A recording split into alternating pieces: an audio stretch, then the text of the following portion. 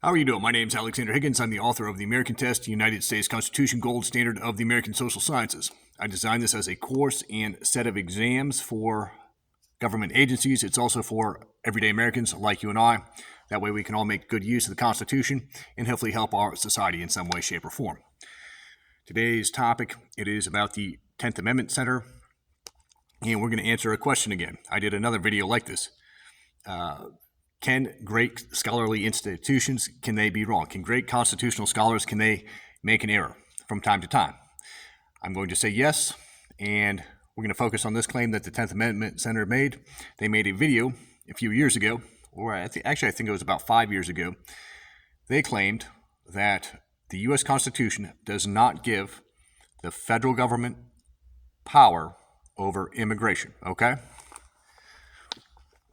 So let's say that again. The 10th Amendment Center, they claim that the federal government does not have power over the flow of people in and out of the country according to the Constitution, okay?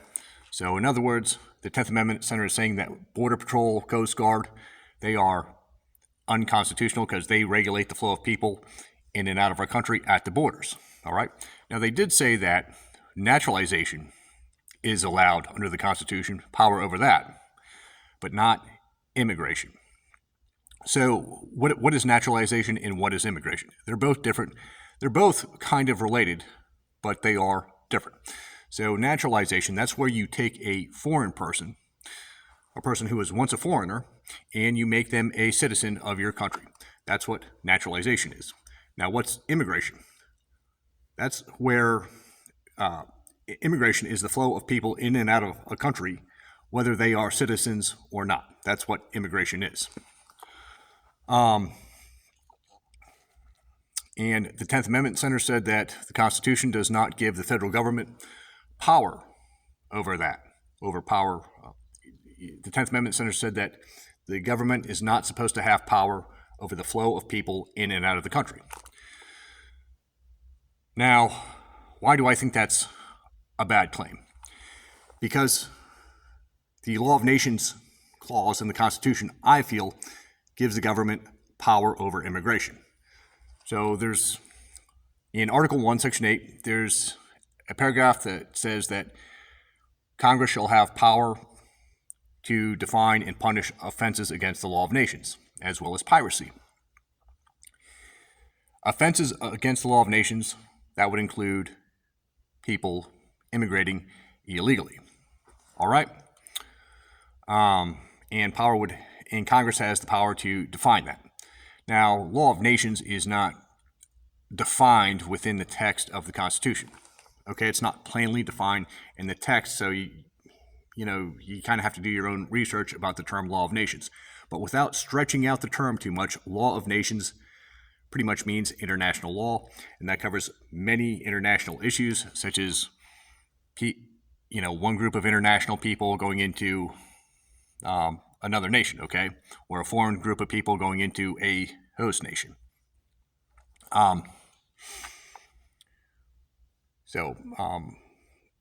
what the law of nations would cover. Who are some famous authors associated with the term law of nations who the framers may have known about? Those are Emmerich Vattel and William Blackstone. They are at least two people associated with the term law of nations. They've used the term quite frequently. Emmerich Vattel, he wrote a book called The Law of Nations. And again, it was well known to the framers. Then William Blackstone, he wrote a book called Commentaries on English Law. They were published in the middle of the 1700s, okay? I think the dates on those are, the publication dates are 1758 and 1765 to the best of my memory. And much of their literature was used to, it was used to build the Constitution.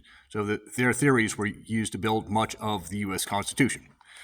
There were other books that were used by the framers, but the Law of Nations and Commentaries on English Law, the framers frequently referenced those books.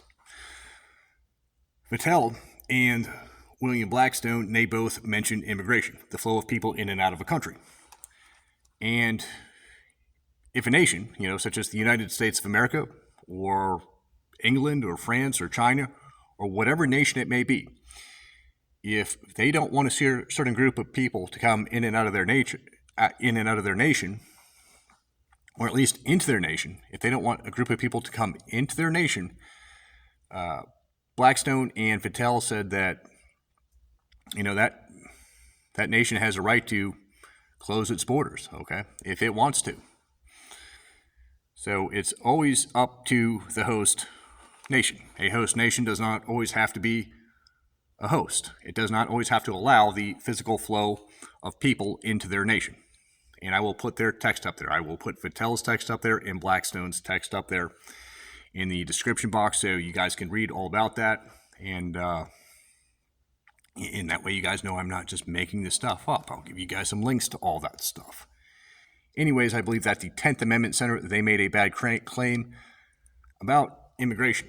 And if you have prestigious institutions like the 10th Amendment Center making claims like that, how bad is that messing up our country? If they're giving this information to presidents and senators and representatives, as well as people in academia, that could kind of mess up our country if we don't know who has control over immigration. All right.